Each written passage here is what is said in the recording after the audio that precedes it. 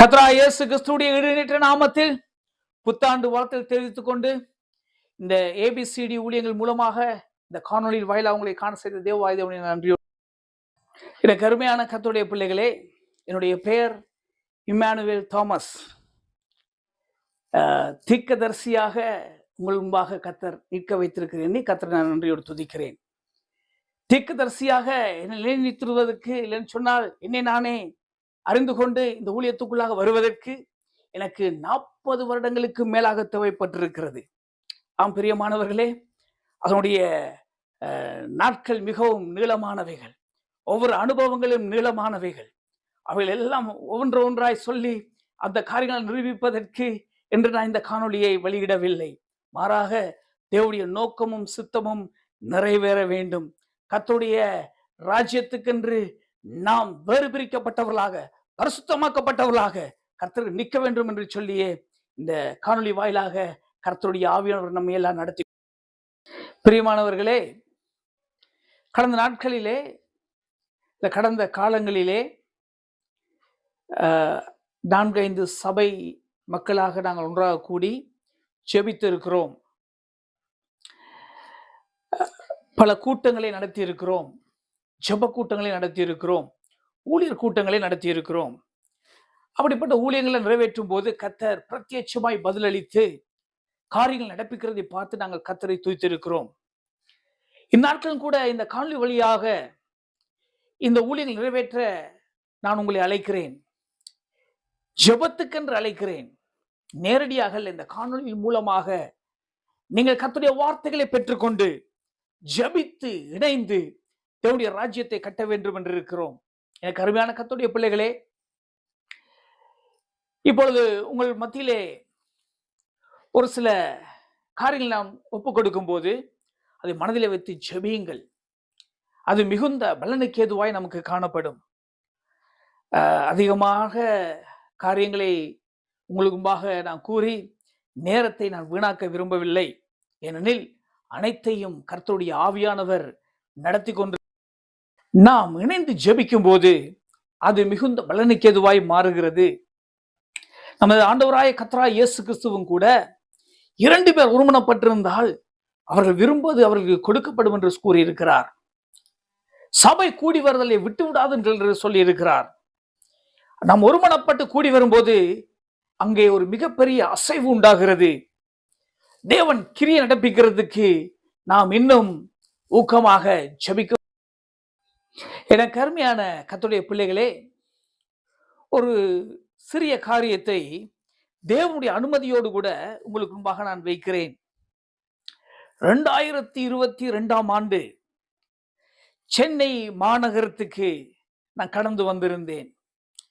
அங்கே சில காரியங்கள் நடப்பிக்கும்படியாக நான் கடந்து வந்திருந்தேன். அந்நாட்களிலே மிகுந்த ஒரு பாரம் உண்டாயிற்று, ஜனங்களை குறித்தான ஒரு பாரம் உண்டாயிற்று. காரணம், சென்னை மாநகரத்திலே சுமார் 25-30 வருடங்களுக்கு முன்பாக எத்தனை சுவிசேஷ கூட்டங்கள், எவ்வளவாய் பிரத்யட்சமாய் கர்த்தர் அசைவாடுகிற தீர்க்கதரிசிகள், அவையெல்லாம் பார்த்து பார்த்து ருசித்து வளர்ந்த எனக்கு சென்னை நகரத்துக்கு நான் வந்தபோது வறுமையாய் தோன்றினதாய் இருந்தது. கூட்டங்கள் இல்லை, அந்நிய தெய்வங்களை பின்பற்றி போற ஜனங்கள் ஏராளமாய் இருந்தார்கள். மிகவும் அதிகமான அக்கிரம கிரியைகளை நடப்பிக்கிறவர்களாய் காணப்பட்டிருந்தார்கள். இது என் மனதுக்கு மிகுந்த வருத்தமாய் இருந்தது. உங்களுக்கு ஒன்றை கூறிக்கொள்ள விரும்புகிறேன். இந்த நாட்களிலே ஒரு செய்தி ஒன்று வந்தது. 2022ஆம் ஆண்டிலே ஒரு மதியம் 12 மணி அளவிலே ஒரு செய்தி ஒன்று வந்தது. மத்திய அரசாங்கத்தினுடைய அந்த வான்வெளி விஞ்ஞானிகள் ஒன்றை கண்டுபிடித்தார்கள். என்னவென்று சொன்னால், மே மாதங்களிலே மிகுந்த வெயில் வரப்போகிறது. ஆதலால் தமிழ்நாட்டில் இருக்கக்கூடிய ஜனங்கள் யாரும் வெளியே வரக்கூடாது என்று ஒரு செய்தி வந்தது. அது ஒரு மார்ச் மாதம். ஆனால் அவர்களுக்கு அங்கே தெரிவிக்கப்பட்டது மே மாதத்தில் அப்படி நடந்துவிட வேண்டும் என்று சொல்லி. எனக்கு அருமையான கர்த்தருடைய பிள்ளைகளே, ஏன் உங்களுக்கு கூறுகிறேன் என்று சொன்னால், அதே போல் மே மாதத்திலே மிகுந்த வெயில் வந்தது. ஜனங்கள் யாரும் வெளியே வரக்கூடாதபடி பற்றி எறிந்த வெயில் 2022ஆம் ஆண்டு மே மாதத்திலே காணப்பட்டது. ஏன் உங்களுக்கு சொல்லுகிறேன் என்று சொன்னால், அந்த மார்ச் மாசம் வரக்கூடிய செய்திக்கு முதல் நாள் இரவிலே தேவனுடைய திறப்பிலே நின்று செபித்துக் கொண்டிருந்தேன். இந்த சென்னை பட்டணம் மறுபடியுமாக உயிர்ப்பிக்கப்பட வேண்டும், சுவிசேஷங்களால் நிரப்பப்பட வேண்டும், ஜனங்கள் கர்த்தர் பக்கமாய் திரும்ப வேண்டும்.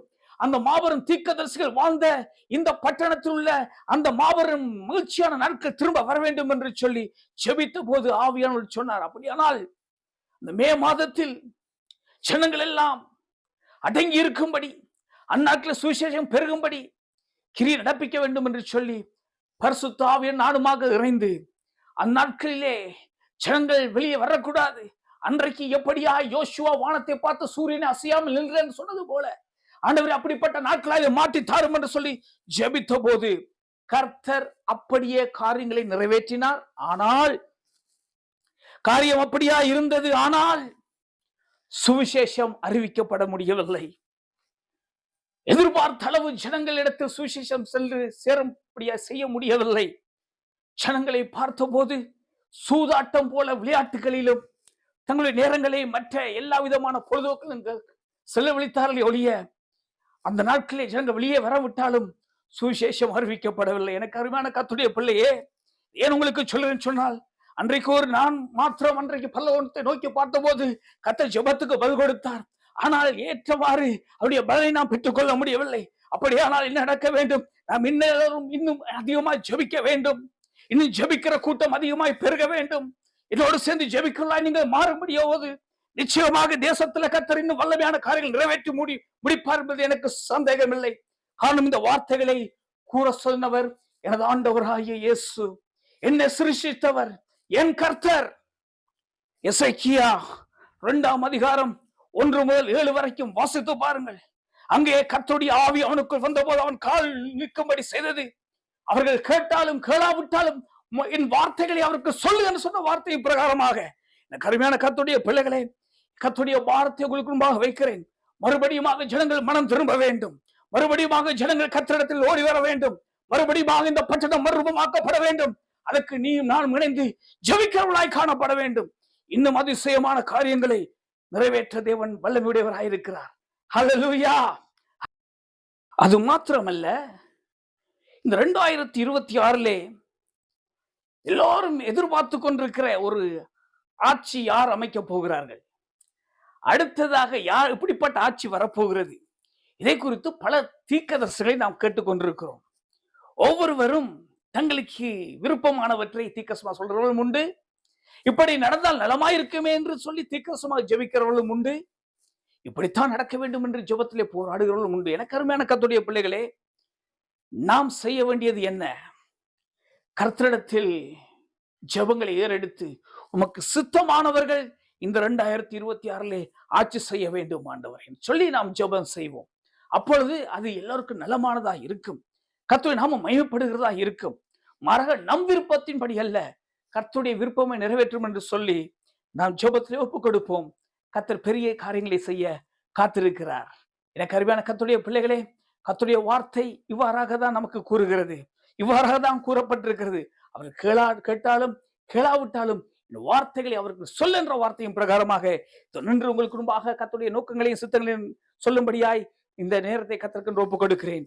கேட்கிற நீங்கள் ஒவ்வொருவரும் மறுபடியுமாக ஜெபம் செய்யுங்கள். மறுபடியுமாக கர்த்தரிடத்தில் மனம் திரும்பி ஆண்டவரோடு இணைக்கப்படுங்கள். ஹல்லேலூயா. கர்த்தர் உங்களை ஒவ்வொருவரையும் ஆசீர்வதிப்பாராக.